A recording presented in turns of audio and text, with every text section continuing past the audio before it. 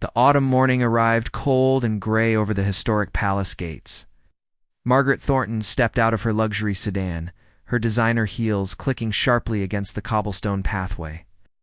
She adjusted her expensive sunglasses and smoothed down her tailored coat, examining the palace entrance with a look of bored superiority. At 42 years old, Margaret had built an empire in real estate and rarely heard the word no. Her wealth had created a bubble around her, one where rules seemed to bend and people scrambled to please her. The palace was opening for public tours that morning, and a long line of excited tourists had already formed near the main gate. Families with children clutched their cameras and guidebooks, elderly couples held hands as they waited patiently, and students chatted quietly about the historical significance of the building. Everyone seemed content to follow the established order, moving forward slowly as security checked tickets and bags. Margaret glanced at the line with visible disgust. She had purchased a premium tour ticket online, one that promised expedited entry. But the thought of waiting even in a shorter queue irritated her beyond reason. She began walking directly toward the main entrance, bypassing both the regular line and the priority access point. Her assistant, a nervous young woman named Claire, hurried behind her with a tablet and phone, trying to keep up while managing several incoming calls. Standing at attention near the ornate iron gates was Officer James Mitchell, Royal Guard with 12 years of distinguished service. His uniform was immaculate, his posture perfect, and his expression professionally neutral. James had seen countless visitors pass through these gates, and he took his duty seriously. The palace was not just a tourist attraction, but a functioning governmental building and a symbol of national heritage. Security protocols existed for good reasons, and he enforced them fairly and consistently.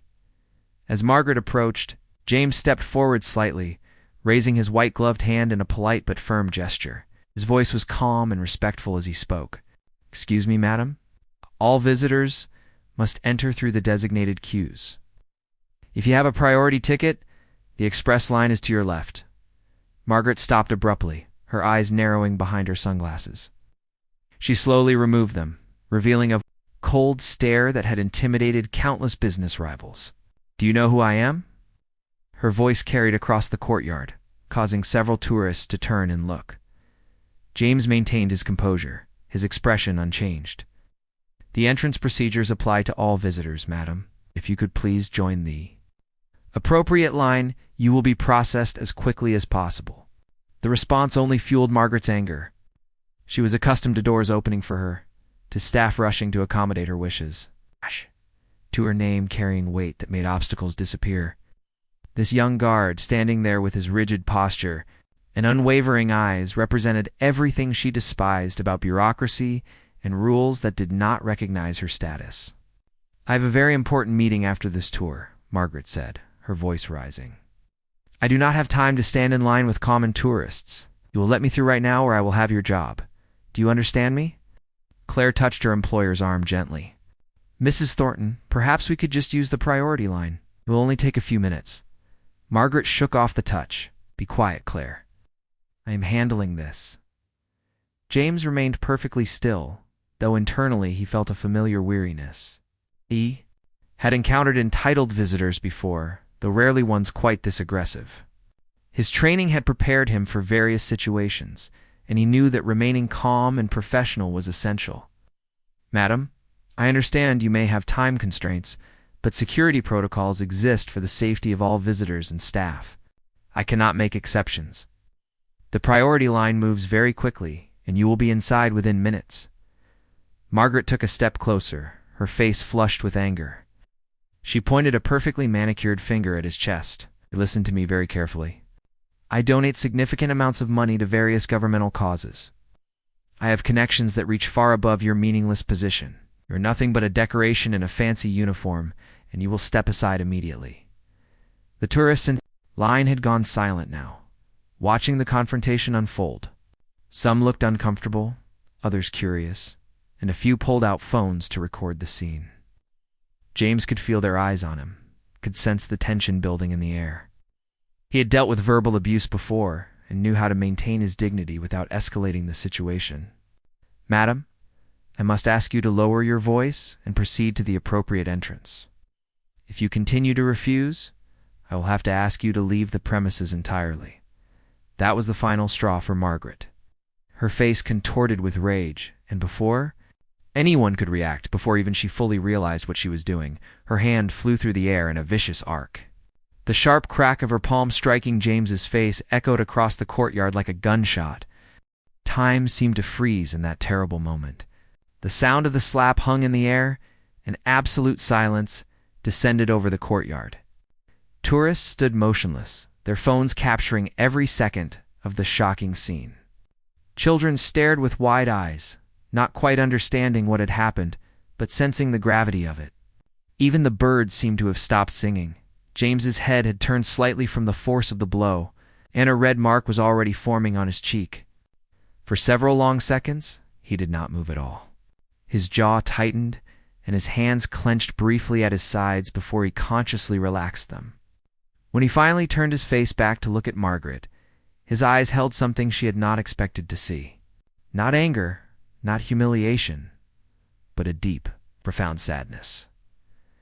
Margaret herself seemed momentarily stunned by what she had done. Her hand was still raised slightly, tingling from the impact. She had never struck anyone before in her life, had never lost control so completely, but her shock quickly transformed into defensive aggression. A psychological mechanism she had perfected over decades of refusing to admit fault. "How dare you make me do that?" she hissed, her voice shaking. "This is your fault for being so obstinate and rude." James took a slow, deliberate breath. His training had covered many scenarios, but the emotional weight of this moment went beyond any protocol manual. He had served his country with honor, had stood guard through bitter cold and scorching heat, had maintained his post with dignity and pride. And now he had been assaulted in front of hundreds of witnesses, reduced to a target for someone's unchecked rage. "Madam," he said quietly, his voice barely above a whisper but carrying clearly in the silence, "you have just committed assault against a royal guard. This is a criminal offense." Margaret laughed, though it sounded hollow. "Criminal offense? Do not be ridiculous. You provoked me with your attitude. Any reasonable person would have reacted the same way. Besides, who is going to believe that someone like me would assault someone like you without cause?" Claire had gone pale, backing away from her employer with horror written across her young face. Other security personnel were already moving toward the scene, speaking urgently into their radios. 2 palace supervisors emerged from the main building. Walking quickly across the courtyard, James did not argue with Margaret or try to defend himself. Instead, he did something that no one expected. He removed his ceremonial hat, holding it respectfully against his chest, and turned to address the crowd of tourists who had witnessed everything. His voice was steady, but filled with emotion that made several people's eyes water. "Ladies and gentlemen, I apologize that your visit to this historic palace has been disrupted by this incident. This building represents the best of our nation's values: dignity, respect, and service. I have had the honor of serving here for 12 years, and in that time, I have tried to embody those values. What happened here today is unfortunate, but it does not change the importance of what we protect and why we protect it." An elderly man in the crowd began to clap slowly, and within seconds, the entire line of tourists joined in thunderous applause. Some were crying openly, moved by the grace and composure James displayed in the face of such disrespect. Several people shouted words of support and encouragement. "You did nothing wrong. She should be arrested. We saw everything." The voices overlapped, creating a wave of solidarity that seemed to physically push back against Margaret's toxic presence. The senior security supervisor reached the scene. A stern-faced woman named Commander Patricia Hayes. She had served in the military for 20 years before taking this position, and she had zero tolerance for anyone who disrespected her officers. She assessed the situation instantly, noting James's marked face, Margaret's defensive posture, and the crowd's reaction. "Madam, I am Commander Hayes. I need you to come with me immediately. You are being detained for assault against a royal guard, and the police have already been notified." Margaret's face went from red to white. "This is absurd. I am Margaret Thornton, of Thornton Real Estate Holdings. I will not be treated like a common criminal. Call your superior. Call the palace director. Someone here must have the authority and sense to end this ridiculous situation. Commander Hayes's expression did not change. I am fully aware of the situation. Mrs. Thornton and I have all the authority I need. You will either cooperate voluntarily, or I will have you escorted in restraints. The choice is yours. For the first time in her adult life, Margaret realized that her money and connections were not going to save her from the consequences of her actions. The tourists had recorded everything on their phones. There were dozens of witnesses. The evidence was overwhelming in public. Panic began to set in, replacing her anger with cold fear. James stood quietly, watching as two uniformed officers approached to escort Margaret to a secure room inside the palace. As she was led away, still protesting and making threats, she glanced back at him one final time. Their eyes met briefly, and in that moment, she saw something in his face that would haunt her for years to come. Not triumph or satisfaction at her downfall, but genuine sorrow that it had come to this. That another human being had allowed themselves to become so consumed by arrogance that they lost all sense of decency. The small security office inside the palace felt suffocating to Margaret as she sat in an uncomfortable plastic chair. The luxury and elegance of the palace's public areas did not extend to this functional space with its plain walls, fluorescent lighting, and security monitors displaying various angles of the grounds. Commander Hayes sat across from her at a simple metal desk, filling out incident reports with methodical precision through the thin walls. Margaret could hear voices, footsteps, and the normal operations of palace security continuing around her. The reality of her situation was beginning to penetrate the defensive wall she had built. Her phone had been confiscated temporarily, and Claire had been sent away. For the first time in decades, Margaret was truly alone. Unable to call her lawyers or assistants, unable to control the narrative or manage the crisis, two police officers arrived within 20 minutes. A seasoned detective named Sarah Chen and her younger partner. Detective Chen had seen countless assault cases in her career. The cases involving royal guards were taken extremely seriously. These officers were national symbols, and attacks against them were prosecuted with the full weight of the law, Mrs. Thornton. Detective Chen began, sitting down with a notepad. I need to take your statement regarding the incident that occurred approximately 30 minutes ago. You have the right to remain silent and to have an attorney present. Do you understand? Margaret's hands trembled slightly as she clasped them in her lap. I understand, but this is all a terrible misunderstanding. That guard was rude and obstructive. He refused to let me enter when I had a perfectly valid ticket. I reacted in a moment of frustration, but it was hardly assault. It was just a slap. Detective Chen's expression remained neutral. Mrs. Thornton, we have statements from over 40 witnesses, multiple video recordings from tourists, phones, and security camera footage. The evidence clearly shows that Officer Mitchell was performing his duties appropriately when you bypassed the queue system and approached the restricted entrance. He politely directed you to the proper line, and you responded with verbal abuse before physically striking him. This is assault, and given that the victim is a royal guard, it is considered a particularly serious offense. The words landed like physical blows. Margaret felt her carefully constructed world crumbling around her. She thought of her business, her reputation, her social standing. The videos would already be spreading on social media. By now, thousands or perhaps millions of people would be watching her worst moment, judging her, condemning her in another room down the hall. James sat with Commander Hayes and a palace medical officer who was examining the mark on his face. The officer, a kind woman in her 50s named Dr. Reeves, applied a cold compress gently while documenting the injury with photographs. You handled that situation with remarkable composure. James, Commander Hayes said, her stern expression softening slightly. Most people would have reacted with anger. Your professionalism reflects the highest standards of your position. James accepted the compliment with a slight nod, but his eyes remained troubled. I keep thinking about what would make someone behave that way. She clearly has resources, education, success. But somewhere along the way, she convinced herself that other people do not matter, that respect is only required of others, not herself. It is sad more than anything else. Dr. Reeves paused in her work, struck by his empathy. You were the victim, James.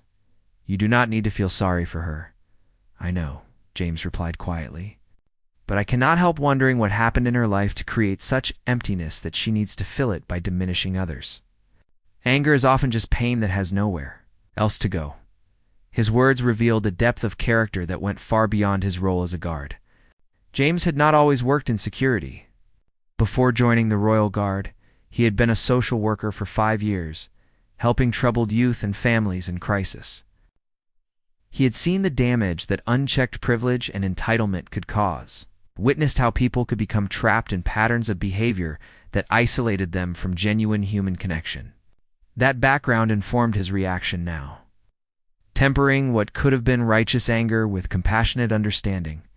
Meanwhile, the incident was indeed spreading rapidly across social media. The videos had been uploaded within minutes, and they were being shared thousands of times per hour. Comments poured in from around the world. Some expressed outrage at Margaret's behavior. Others shared similar experiences with entitled individuals. And many praised James for his dignified response. News outlets picked up the story by early afternoon. Television crews arrived at the palace, and reporters interviewed tourists who had witnessed the event. The story had everything that captured public attention: a clear villain, a sympathetic victim, dramatic video evidence, and larger themes about respect, privilege, and accountability. Margaret's business began receiving angry phone calls and negative reviews online. Her social media accounts, once carefully curated displays of success and luxury, were flooded with critical comments. Several business partners quietly began distancing themselves. Worried about association with someone now infamous for assaulting a national symbol, by evening, Margaret had been formally charged with assault and released on bail. Her lawyer, an expensive criminal defense attorney named Richard Morse, met her outside the police station where she had been processed after leaving the palace. Photographers captured her walking to her car, her face hidden behind large sunglasses, her usual confidence completely absent. In the car, Richard was brutally honest. Margaret, this is bad. It's very bad. The evidence is overwhelming, and public sentiment is entirely against you. The prosecution will push for jail time, and given the circumstances, they might get it. We need to think very carefully about our strategy. Margaret stared out the window at the city passing by, seeing it differently now. Every person on the sidewalk was a potential judge, someone who might recognize her, someone who had probably seen the videos. She had become a villain in a story being told and retold across the internet, stripped of context or complexity, reduced to a single, terrible moment. The weeks following the incident were the darkest of Margaret's life. Her penthouse apartment, once a sanctuary of luxury and comfort, felt like a prison. She stopped going to her office after the 3rd day, unable to face the whispers and stares from employees. Her assistant Claire had resigned, unable to continue working for someone who had revealed such ugliness. Board members at her company scheduled emergency meetings to discuss her future role. Every morning, Margaret would wake up hoping it had all been a nightmare, only to check her phone and find new articles, new commentary, new dissections of her character and actions. The videos had been viewed millions of times. Strangers who had never met her felt entitled to analyze her entire life, to make assumptions about her personality, her relationships, her worth as a human being. Her daughter Emma, a college student studying abroad, had called just once. The conversation had been brief and painful. "Mom, how could you do something like that?" Emma's voice had been thick with tears and disappointment. "I watched the video. Everyone here has seen it. Do you know how humiliating this is? What were you thinking?" Margaret had no good answer. In that moment of rage outside the palace, she had not been thinking at all. She had simply reacted, allowing years of unchecked entitlement and ego to explode outward without consideration for consequences or basic human decency.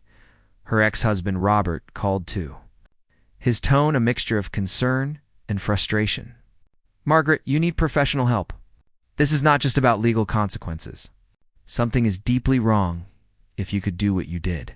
Please talk to someone. But Margaret resisted the suggestion. Even as she spent her days alone, replaying the incident endlessly in her mind, she would see James's face, that moment after the slap, when he looked at her with such profound sadness. That expression haunted her more than any legal penalty or public condemnation possibly could. Meanwhile, James returned to work after 2 days of mandatory leave. His colleagues greeted him with support and respect, but he noticed something had changed. Visitors to the palace recognized him now. Some would approach to shake his hand or express admiration. Others would simply smile and nod knowingly. He had become, against his wishes, a minor celebrity. The attention made him uncomfortable. He had not asked to be a symbol or a hero. He was simply doing his job when someone had assaulted him. The idea that his worst professional moment had become entertainment for millions troubled him deeply. One evening, James returned to his modest apartment in the city, exhausted from another day of being recognized and discussed. His roommate and best friend Marcus, a teacher at a local school, was cooking dinner when James walked in. "You look tired, man," Marcus said, glancing over from the stove. "How are you really doing with all this?" James dropped onto the couch with a heavy sigh. "I just wanted to go away, Marcus.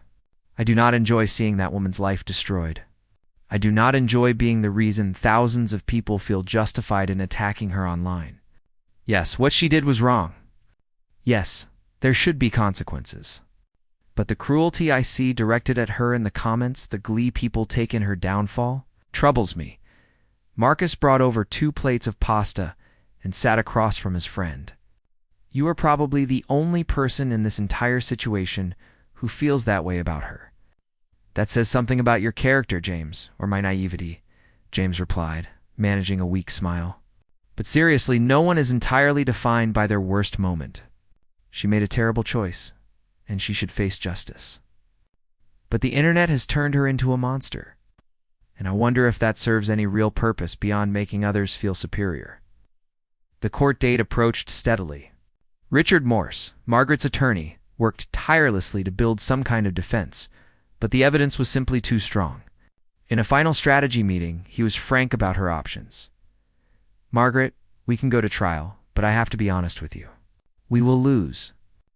The evidence is overwhelming, and the jury will likely be influenced by public sentiment. Your best option is to plead guilty, show genuine remorse, and hope for leniency.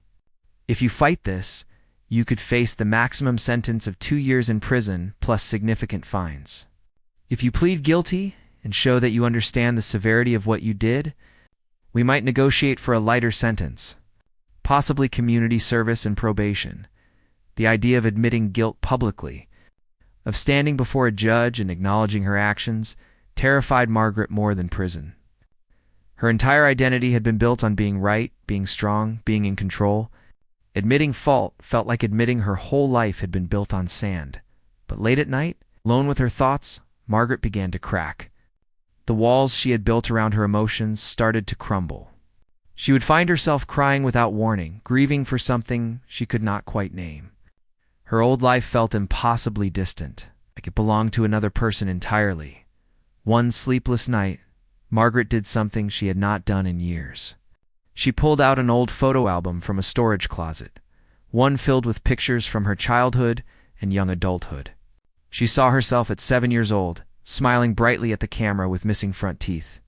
At 16, awkward and hopeful at her school dance. At 22, graduating college with genuine excitement for the future. When had that girl disappeared? When had ambition curdled into entitlement? When had confidence become arrogance? Margaret traced her finger over a photograph of herself at 30, holding infant Emma with such tenderness and wonder. That woman would have been horrified by what Margaret had become at 40-2. The realization hit her like a physical blow. She had spent 2 decades building an empire while demolishing her own humanity. She had gained wealth and status while losing everything that actually mattered. Kindness, humility, connection, respect. The person she had become was someone she would have despised in her youth. The morning of the court hearing arrived gray and cold. Margaret stood before her closet for nearly an hour, trying to choose appropriate clothing. Everything she owned suddenly seemed wrong, either too expensive and flashy or too calculated in its false modesty. Finally, she selected a simple navy suit, minimal jewelry, and flat shoes. She barely recognized the woman staring back at her in the mirror. Richard met her outside the courthouse, briefing her one final time on courtroom etiquette and what to expect. The media presence was substantial, with news vans and photographers lined up along the street. Margaret kept her head down as they pushed through the crowd, ignoring the shouted questions and clicking cameras. Inside the courtroom, Margaret sat at the defense table, her hands folded tightly in her lap. She scanned the gallery and felt her heart sink. The room was packed with observers, many of whom had clearly come specifically to witness her humiliation. But then she saw him. James sat in the third row, dressed in civilian clothes rather than his uniform. He looked uncomfortable with the attention, nodding politely at people who recognized him but clearly wishing he could be anywhere else. When his eyes briefly met Margaret's, she quickly looked away. Unable to bear the weight of his gaze, the judge entered. A distinguished woman in her 60s named Judge Patricia Morrison, who had a reputation for fairness tempered with firmness. She reviewed the case materials carefully before addressing the court. This case involves the assault of Officer James Mitchell, a Royal Guard with 12 years of exemplary service, by the defendant Margaret Thornton. The evidence is substantial and includes multiple eyewitness accounts, video recordings, and security footage. Mrs. Thornton, you have indicated your intention to plead guilty. Is that correct? Margaret stood on shaking legs. Yes, Your Honor. Before I accept this plea, I want to hear directly from you. Do you understand what you did and why it was wrong? The courtroom went silent. Every eye was on Margaret. This was the moment Richard had prepared her for, the chance to show genuine remorse. But as she opened her mouth to speak the carefully rehearsed words she and her attorney had practiced, something unexpected happened. The pretense crumbled. The script disappeared. What emerged instead was raw, unfiltered truth. Your Honor, Margaret began, her voice breaking immediately. I understand that I assaulted Officer Mitchell. I understand that what I did was criminal and cruel. But if I am being completely honest, I only truly began to understand the deeper wrong in recent weeks. For 20 years, I have treated people as obstacles or tools. I built success on the backs of others while convincing myself that my achievements justified my behavior. I thought that wealth and status made me superior, that rules were for ordinary people. Not for someone like me. Tears began streaming down her face, but she continued, her voice growing stronger, even as it shook with emotion. When Officer Mitchell looked at me after I struck him, I saw something in his eyes that broke through every defense I had built. It was not anger or hatred. It was sadness. He was sad for me, and in that moment, I realized what I had become. I had turned myself into something hollow and cruel. I had alienated my daughter, driven away anyone who genuinely cared about me, and surrounded myself only with people who feared me or needed something from me. Margaret turned slightly to look directly at James, who sat motionless, his expression unreadable. Officer Mitchell was just doing his job with professionalism and respect. He did not deserve what I did to him. No one deserves to be treated the way I have treated people for years. I cannot undo what I did. I cannot give back the dignity I took from him in that moment, but I can stand here and acknowledge the truth. I was wrong. Not just in that moment, but in the way I have lived my entire adult life. And I am deeply, profoundly sorry. The courtroom remained silent for several long moments. Judge Morrison studied Margaret carefully, searching for signs of manipulation or performance. But what she saw was something that rarely appeared in her courtroom, genuine transformation beginning to take root. Mrs. Thornton, Judge Morrison said finally, remorse after being caught is common in my courtroom. True understanding of the harm caused is far rarer. I appreciate your honesty, though I suspect it is only the beginning of a much longer journey for you. She paused to review the sentencing guidelines. Before continuing, given the serious nature of the assault, the public element of the crime, and the status of the victim, this court could impose a prison sentence of up to 2 years. However, I also consider the defendant's lack of prior criminal record, her guilty plea, and what appears to be genuine remorse. Therefore, I am sentencing you to 6 months of house arrest with electronic monitoring, 200 hours of community service to be completed at a homeless shelter or similar facility serving vulnerable populations, mandatory counseling for anger management and privilege awareness, and a formal written apology to Officer Mitchell to be delivered in person if he is willing to receive it. Margaret nodded, relief and shame washing over her in equal measure. Thank you, Your Honor. But Judge Morrison was not finished. Mrs. Thornton, I want to be clear about something. This sentence is not lenient because I take the crime lightly. It is structured this way because I believe you have an opportunity to actually learn from this experience and become a better person. If you violate any terms of this sentence, you will serve the full prison term. Do you understand? Yes, Your Honor. I understand completely. The judge then turned her attention to James. Officer Mitchell, you have shown remarkable grace throughout this ordeal. Would you like to make a statement to the court? James stood slowly, clearly uncomfortable with the attention, but determined to say what he felt needed to be said. He spoke quietly, but his words carried clearly through the silent courtroom. Your Honor, I do not take pleasure in seeing Mrs. Thornton punished. What happened that day was painful and humiliating.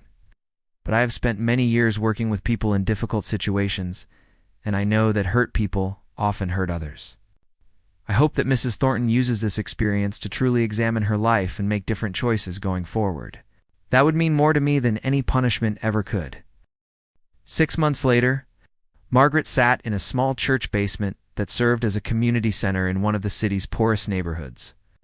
Around her, volunteers prepared meals for the evening service. She wore jeans and a simple sweater, her hair pulled back in a practical ponytail, her hands busy chopping vegetables for the soup. The house arrest had ended 2 weeks ago, but Margaret continued coming to the shelter where she had completed her community service hours. Something unexpected had happened during those mandatory hours of service. She had met people who changed her understanding of the world. There was Maria, single mother of 3 who worked 2 jobs but still could not afford stable housing. Robert, a veteran struggling with PTSD who had lost his family and his home. Young Danny, a teenager who had aged out of foster care with nowhere to go. These were not statistics or abstractions. They were real people with stories, dignity, and worth that had nothing to do with money or status. Working alongside them, serving them. Listening to their experiences had cracked something open in Margaret that she had kept closed for decades. She began to understand how fragile life could be, how quickly circumstances could change, how much suffering existed. Just beneath the surface of the comfortable world she had inhabited, her mandatory counseling sessions had been difficult but transformative. Her therapist, Dr. Nina Patel, had pushed her to examine the roots of her entitlement, to trace back the moments when she had made choices to prioritize status over connection, control over kindness. The work was painful, like excavating an old wound, but necessary. Margaret's business had suffered significantly from the scandal. Several major clients had taken their business elsewhere, and her board had voted to remove her from active leadership, though she retained ownership stake. The financial impact was substantial, but strangely, Margaret found she cared less about that loss than she had expected. The money had never actually made her happy. It had just given her the illusion of importance. Her relationship with her daughter, Emma, remained strained, but was slowly improving. Emma had come home for a weekend the previous month, and they had talked honestly for the first time in years. Margaret had not tried to excuse or minimize what she had done. She simply apologized, acknowledged the pain and embarrassment she had caused, and promised to be different going forward. Now, as Margaret finished preparing vegetables and began ladling soup into bowls for the dinner service, she thought about the letter she had written to James Mitchell 3 months ago. Following the judge's suggestion, she had crafted a careful, honest apology explaining her understanding of what she had done and the changes she was trying to make. She had given it to Richard to pass through official channels, not knowing if James would even read it, let alone respond. 2 weeks ago, a response had arrived. It was brief but profound in its simplicity. "Mrs. Thornton, I received your letter and appreciate your words. Forgiveness is not something I can grant or withhold. It is something you must find within yourself by living differently. I hope you have found purpose in your service work and that it continues beyond your legal obligation. The world needs more people willing to truly see and help others. Wishing you peace on your journey." James Mitchell. Margaret had read those words dozens of times, finding new meaning in them each time. James had not absolved her or made it easy. He had simply pointed her toward the real work, the daily choice to be better, to serve others, to use whatever privilege and resources she still had in ways that built up rather than diminished humanity. As the dinner service began and people started filing in, Margaret took her place behind the serving counter. She made eye contact with each person, learning from the other volunteers to see them as individuals rather than a collective mass of need. She learned their names, asked about their day, and listened to their stories. An elderly woman named Grace came through the line, someone Margaret had served many times over the past months. Grace always had a kind word and a bright smile, despite living in her car after losing her pension in a corporate bankruptcy. "How are you today, Margaret?" Grace asked warmly. "I am well, Grace. How was your job interview?" They discussed Grace's prospects while Margaret filled her plate with generous portions. This simple exchange, this genuine human connection, filled something in Margaret that luxury and status never had. After the dinner service ended and the cleanup was complete, Margaret walked out into the cool evening air. The city looked different to her now. She saw the people, not just the buildings and businesses. She noticed the homeless man on the corner who she would have walked past without a glance 6 months ago. She stopped to give him a warm meal she had packed from the leftovers, and a card. With information about the shelter, her phone buzzed with a message from Emma. "Mom, I am proud of the work you are doing. Can we have dinner this weekend?" Margaret smiled, genuine warmth flooding through her. "Yes, sweetheart. I would love that," as she walked toward the bus stop, having sold her luxury car months ago as part of her general life reassessment. Margaret thought about the journey that had brought her here. That terrible moment at the palace had been the worst thing she ever did. But it had also been the beginning of becoming someone she could actually respect. She thought about James often, wondering if he had found peace after everything that happened. She hoped so. His dignity in the face of her cruelty had been a mirror reflecting back her own ugliness, but also a light showing the possibility of something better. Margaret did not know what the future held. Her business would likely never fully recover. Her social standing was permanently altered. Some relationships were beyond repair. But for the first time in decades, she felt like she was living authentically, contributing something meaningful. Connecting with others in ways that mattered, she boarded the bus and found a seat near the window. The city passed by outside, familiar yet completely transformed by her changed perspective. She was no longer the woman who had slapped a royal guard in a moment of unchecked arrogance. She was becoming someone new, someone humbler, someone who understood that true strength came not from dominating others, but from serving them. Not from demanding respect, but from giving it freely. The journey was far from over. There would be difficult days ahead, moments of backsliding, ongoing work to unlearn decades of harmful patterns. But Margaret was committed to the path now. Not because a judge had ordered it, or because she feared public judgment, but because she had finally glimpsed what it meant to live with genuine integrity and compassion as the bus carried her home through the darkening city. Margaret closed her eyes and said a quiet prayer of gratitude. Gratitude for the wake-up call, however painful. Gratitude for the opportunity to change. And gratitude for people like James Mitchell, whose unexpected grace in the face of cruelty had shown her that redemption was possible for anyone willing to do the hard work of becoming better.